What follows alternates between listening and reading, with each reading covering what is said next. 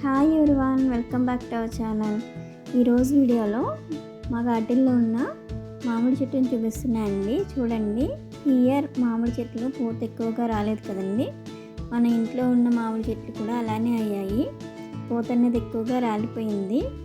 అయినా కూడా కొన్ని మ్యాంగోస్ అన్నవి వచ్చాయండి. అవి నేను మీకు చూపిస్తున్నాను. ఈ ట్రీ వేసి 8 years అవుతుంది. మాకు 2-3 years నుంచి మ్యాంగోస్ అన్నీ వస్తున్నాయి.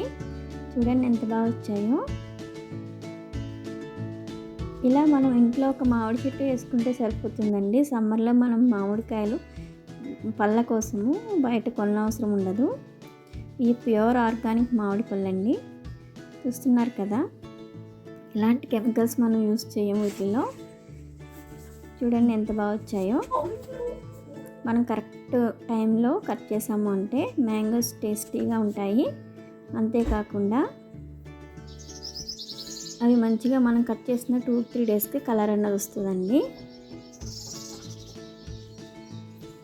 చూస్తున్నారు కదా ఎంత బాగా వచ్చాయో. మరి చాలా వరకు పిచ్చుకలు అన్నవి తినేసాయండి. ఇవి కింద ఉన్న మ్యాంగోస్ చూడండి, ఇలా సైజ్ వచ్చి కరెక్ట్గా డాట్స్ వచ్చినవి కట్ చేసుకున్నారు అంటే మీకు 2-3 daysకే మ్యాంగో అనేది కలర్ వస్తుంది. ఇది బంగినపల్లి మామిడి చెట్టు అండి. చూస్తున్నారు కదా ఎంత బాగా వచ్చాయో. ఇంకా కొన్ని సైజ్ అవ్వలేదు, అలాంటివి మనం కట్ చేసినా కూడా అంత టేస్ట్ అన్నవి ఉండవు. కాకపోతే వర్షాలు రాకుండానే మ్యాంగోస్ అన్నీ కట్ చేసేసుకోవాలండి. లేదు అంటే మ్యాంగోలో పురుగు అన్నది వస్తుంది.